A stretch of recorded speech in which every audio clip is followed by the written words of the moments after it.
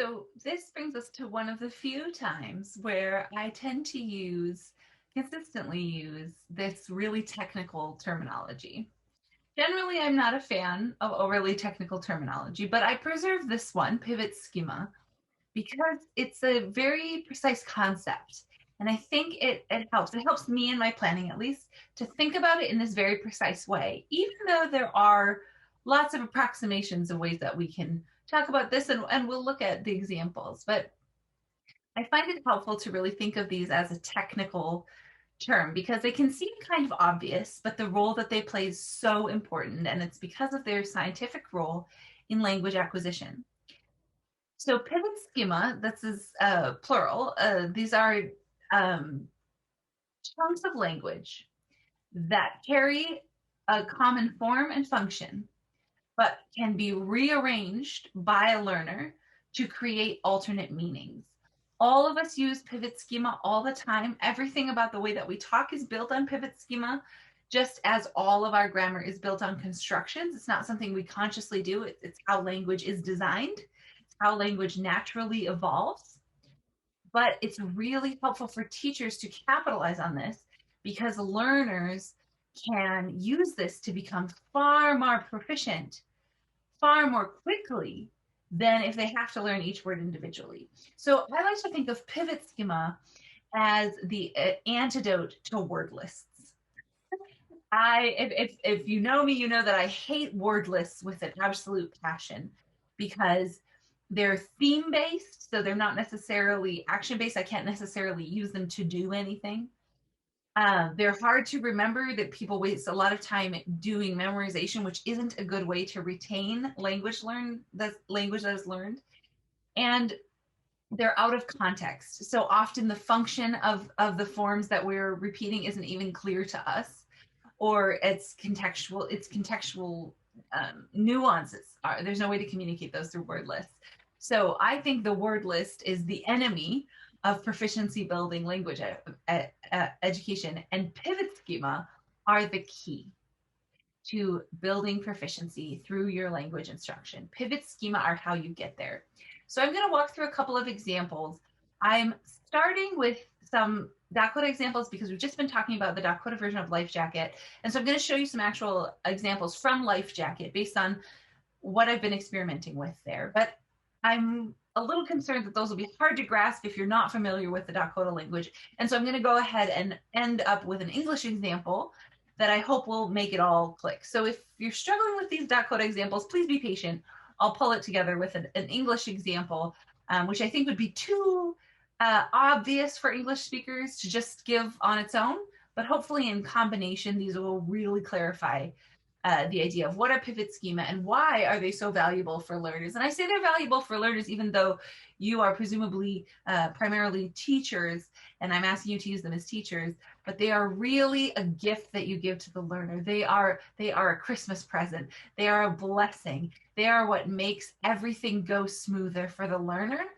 And you can easily fail to use pivot schema and make it harder for the learner. So I'm encouraging you, for the learner's sake, to teach them through pivot schema, because that is how they're going to experience the most success in the least amount of time, get the most bang for the least buck. So let's look at a couple of examples from the Dakota version of Life Jacket. So bear with me. I know this is a lot. This is a little overwhelming. I've color coded these for those of you who may have trouble seeing the colors or distinguishing them, or you may have a different type of screen. I do apologize. I am going to explain each thing, and there is going to be transcription on this video. So hopefully if the color coding doesn't work for you, the meaning will still come clear after I start explaining. So I was actually asked this question today, and I thought it was a really interesting question, a really challenging question. I want to try to answer it with specific examples. I was asked, how can you teach circumlocution in a course that's for total beginners, a short course that's for total beginners? Because circumlocution, which is a fancy word, another fancy word that I tend to stick with because it's a very precise concept, it means talking around something. Circumlocution. Locution is talking. So talking around something, meaning explaining what you mean when you don't know the word for what you mean. And the person who asked me this question rightfully said that that's usually an intermediate level skill. Usually you have lots of vocabulary and you know lots of verb conjugations before you start being able to describe things that you don't know the name of. My issue with that usually being an intermediate skill is that beginners don't know the name of a lot more things than intermediates. They need it a lot more. They really need it. And as we've said, the goal of Life Jacket is to have them participate in a classroom where they're dropped in and it's immersion. So obviously, the number one problem that they're going to have is that they don't know the names of things. They don't know what things are called, both objects and verbs. And so they need circumlocution, I think, state. I think it's an emergency that they need circumlocution. At the same time, circumlocution is hard. What you are essentially doing with circumlocution is using a lot of words in the place of one or two words, which means you need to know a lot of words. And you're trying to describe it to the other person. You're essentially trying to get help from the listener to complete your communication, which is a very important skill, but it's a really hard skill. You need that person's cooperation. You need to appeal to their understandings, how they think of things, how they frame things. And of course, this is where sometimes hilarious misunderstandings can happen, is that you think you're describing it clearly, they take it as something else. There's a ton of skill that goes into circumlocution, especially successful circumlocution, where the person gets what you mean even though you didn't know what it was called. So this is not an easy skill to teach. So it's not practical for me to say, oh, circumlocution is so important that I'm going to teach it on day one. That's just simply not possible.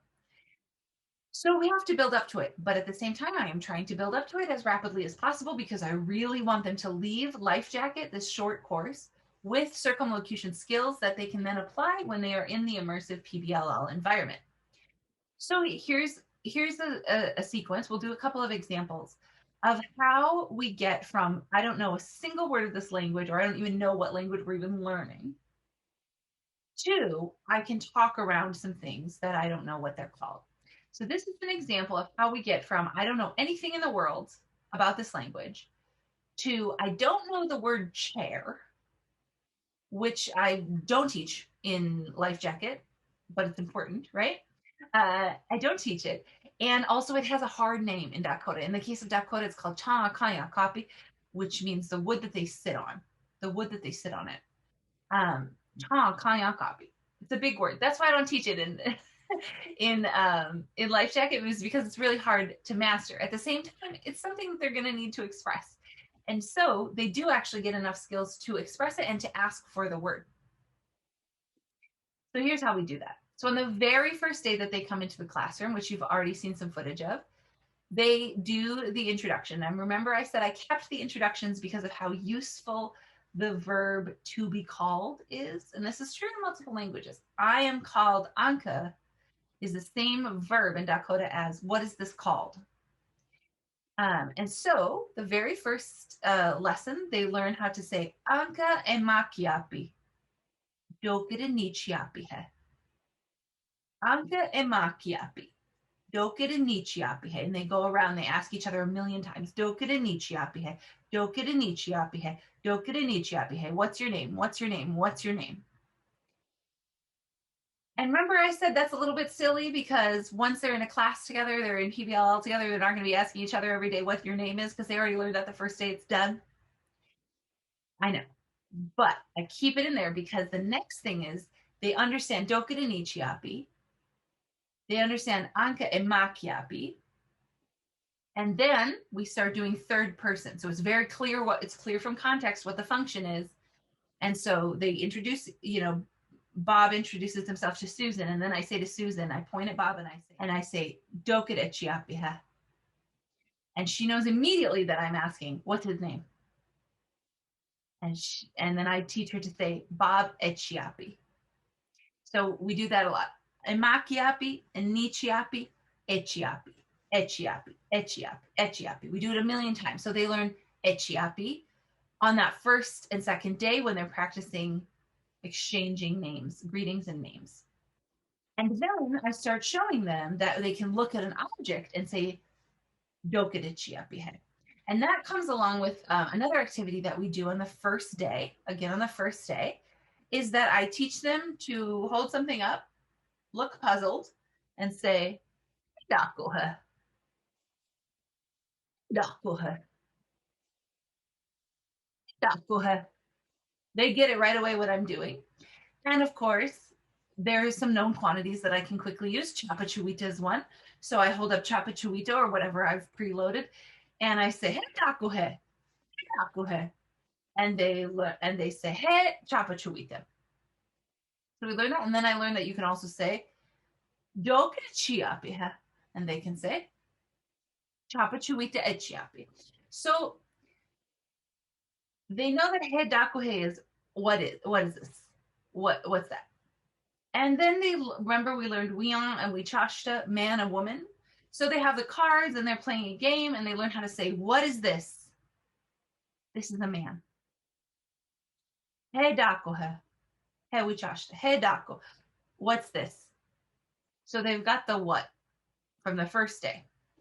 And they've got its name is, her name is, his name is, all one, or what is his name? What is her name?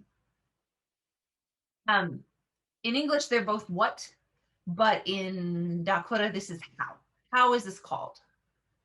I'm called Anka. How are you called? How is this called? How is he called? How is she called? So they learn how is it called and what is this? Then by about day 3, I start introducing the objects or the characters that they know the name of. So Chapachuita or Wichashta is a better example. They know man, Wichashta. So I hold it up. They all know it's Wichashta. And then I say, Dakodia dokadichiapihe. And they immediately understand Dakodia. They've been told now that this language is called Dakota. So they immediately understand that this means, what's this called in Dakota? How is this called? Excuse me. How is this called in Dakota? So that's an easy jump. So you see that they use the same schema, which I've highlighted in green there, and I've added a new chunk onto it. As soon as they understand the function of that new chunk, they can put those two functions together and they can understand what's going on. Now I'm asking what it's called in this language. And I can give counterexamples, um, like spioia dokerichiapihe. And I do some examples until they figure out, oh, it's about the language that it's in. So you see that they're recycling that chunk, they're recycling that schema, and they're pivoting the meaning a little bit by adding something that has a slightly different meaning, but it's still very closely related. So it's a small pivot from what is this called to what is this called in Dakota. So that's why it's a schema and that's why it's pivoting. Clearly, we were doing the games where we were saying, what is this? This is a man. And then I had the cards on the ground. You remember the cards on the ground? And I was asking, where is this? Where is the man? We trashta, can't and they get it from context and they say, oh, it's here, it's here, it's here, it's here, it's here. And I say, dead yanke. So that's mostly a game where we're repeating the names of the objects or the characters, but I teach them to say dead yanke. It is sitting here. Where? It is sitting here. And so we practiced that a bunch of times. So now they have this purple chunk, which is it is sitting here. And they have the red chunk, which is the language that it's in, and the green chunk, which is how is it called. Secondly, I showed you that I introduce I know and I don't know. And I showed you the visuals that I use, and we acted out. Oh, I know. So do I shni. And so that's the negation. I don't know. I know and I don't know. So that they pick up quickly. We practice it many times. So that's a schema. And then remember we were playing the games about where is it sitting? Where is it sitting? It's sitting here. Well, it's sitting here is a small jump from it's sitting on the book. It's sitting in the house, right? So we keep playing those where is it games and we get some language like on this, in that, next to this. Too many, but a few that they can use. And they can do that with objects that they know. So they know Wowapi, which is a book, because it's one of the few objects that I introduced. They know Wichashta. So they can say, Wichashta Wowapi Akan Yanke. The man is sitting, the book upon is sitting. So we do those games, and now they know on top of is sitting. this is how they're able to do circumlocution. So that's a combination of about 3 lessons to 4 lessons. But I don't have them pull it together to the full circumlocution until about 10 or 12 lessons in. And then we play this game of taboo, where I explain that you cannot say the word that you've been given, you have to describe it. Or I intentionally give them, often I intentionally give them words that I know they don't know. And now the game is tell us what it is without knowing the name of it. So they are able to put this together and I model it for them and it clicks right away. They already know this chunk, Dakodia. They already know that means in Dakota. We played with that. Washichuya, Spayoia, um, uh, I think we did Italiania, Armeniania is what we did. So they understand Dakodia and then Doked Echiapi. They've done that several times and several different ways. What is it called? How is it called? How is it called? How is it called? So in Dakota, how it is called, I don't know. Those are 3 schema that they've established in other contexts that they can put together and they can combine the functions so that the meaning is slightly pivoted. So we've pivoted from how is this called in Dakota and just the generic, I don't know, to I don't know how this is called in Dakota. So I'm signaling to my listener, I need your help. I'm about to try to describe something. I don't know what it's called. So they have their word order because I've modeled it before and now I just model it all put together. It's a very quick grab for them. In Dakota, how this is called, I don't know. In Dakota, I don't know how this is called, I don't know. And then they're going to explain it. And they've already learned what, Dako. They know Wichasha, they know man or person. They know sitting on top of. What man sits on top of? This is a perfectly Dakota way of describing a chair when you don't know what the chair is called. In fact, it's so close to it that it's almost the chair's name itself. So this really works. This is very clear. A speaker will immediately understand, oh, the thing that people sit on top of. Oh, yeah, okay. So now they can talk about a chair without knowing the word chair. And they have signaled to the listener that they don't know the word. So obviously they're asking the word, but they can also directly ask by going back to what they've previously learned, Dakodia dokere chiapiha. So in about 4 moves, in about 4 lessons, we got from, I've never heard this language before, to, I don't know the word in this language, but I can explain to you what it is. The vocabulary on that is limited. Obviously, they can't describe everything in the world because they don't know every verb in the world. But sitting on top of is one that they know. And I made sure to put that because being able to describe a chair is important for people who are going to be in a classroom. So this is all very carefully planned. But I made sure, and here's an example of how important the backwards planning is, that when the question was, where is it? Of course, they were able to just point and just hold it up for me and just go grab it for me. So they didn't actually need any Dakota when we were physically in the same room to tell me where something is because they can just go get it or grab it or point at it. But I made sure after they understood that I'm asking where it is, and I gave positive feedback for that, I made sure to elicit the form. Dedyanke, dedyanke. I made sure to do that because I knew that later they were going to need yanke to talk about sitting, where we sit, how we sit, what we sit upon. So in that backwards planning, I emphasized something that I might have just ignored because I knew that it would come back into use, that it was a schema that they could pivot to be able to say a more complicated idea. Let's look at a second example from Life Jacket. So one of the first things that they do, I believe they do it in the second day, is they start asking, do you have this? And they do the go fish game. Do you have a man? Do you have a woman? Do you have a house? Do you have a chapachuita? Do you have a spider? So that they're getting some of those words. And of course, the main focus there is on I have, you have, do you have? And there's quite a verb conjugation going on there. It's pretty complicated. So of course, that's the main focus is the have, the have, the have. But at the end of the second day or into the third day, I make sure once they're playing Go Fish, I make sure that they know the next step, which is that they say, We charged a man. Do you have a man? We charged do ha. And if the person has one in their card deck, they answer ha baduha. And now the original person who spoke, it has to give them the instruction. Of course, they could just hand them the card without speaking, but I have an agenda here. So I make sure to tell them that they have to elicit being given the card by saying, give it to me. Remember, the politeness is not quite as complicated in Dakota, so it's fine to say, give it to me. So I teach them to say, makoya, makoya.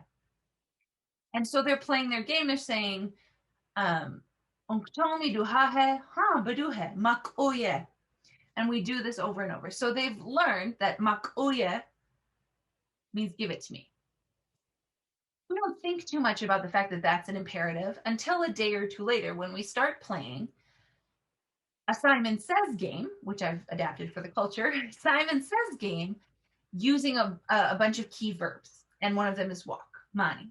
So they and that I explicitly show them when you say yeah at the end, you're giving a command. And there's a male version of that. So that we practice that. Mani yeah. And then mani shnia, walk. Don't walk. Walk. Don't walk. And we do a Simon Says game. So they've learned both verb commands and negative verb commands. Don't do that. Around day 6 or 7, we work with what you might consider close to the infinitive, if you want. There's not really an infinitive, but where we do third person plural, they verbs. By saying, so this is language specific, it's a little hard to explain, but we need this form of the verb to say, like, for example, instead of I dance, we say I can dance. I like to dance. I want to dance. And they use helper verbs together. And again, they are reminded of the negative.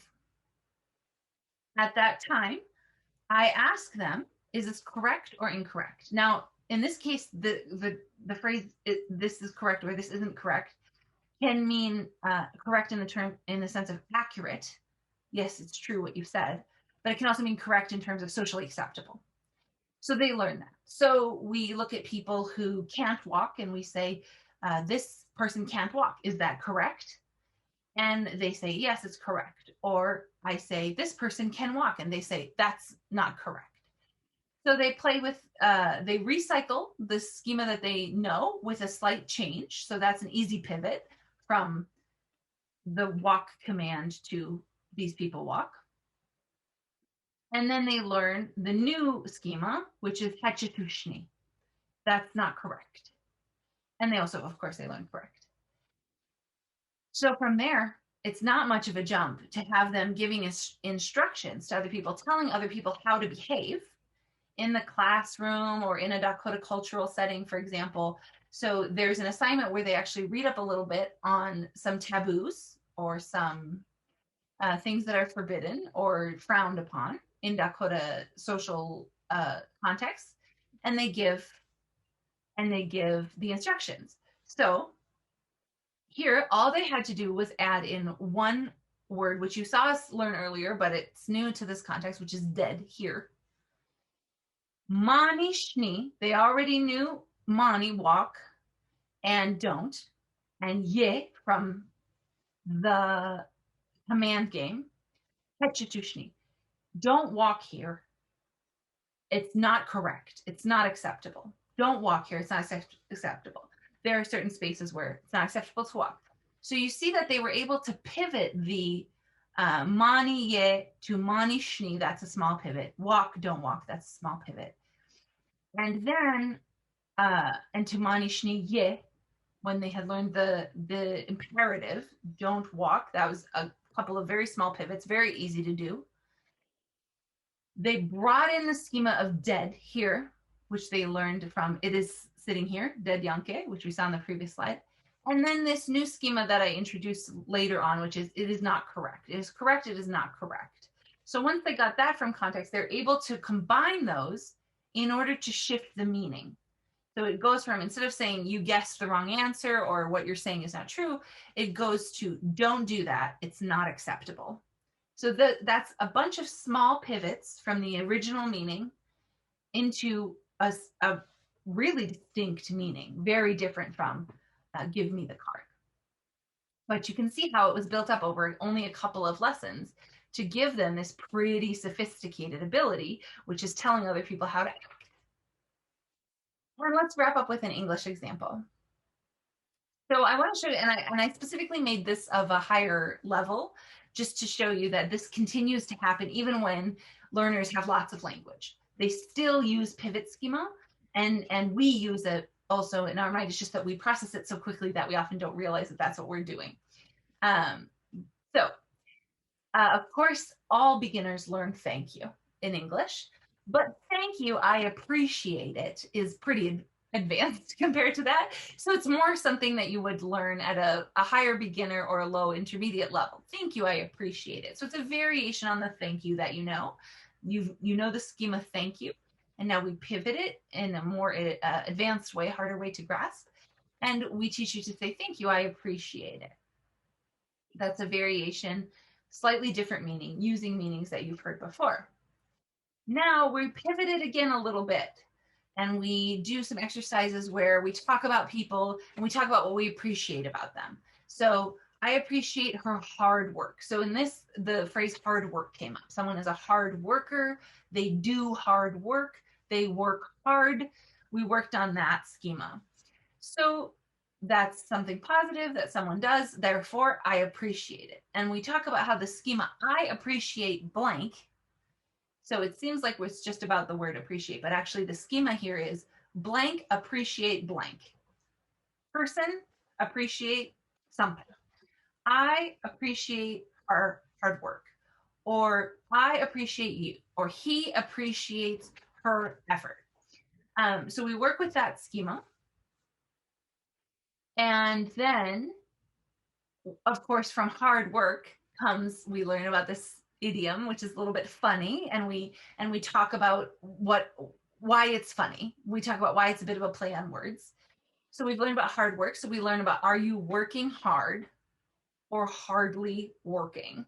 And that means that we have to get into the difference between hard and hardly, right? Which are misleadingly, they seem very similar, but they're actually almost opposites here, right? That's what's funny about it.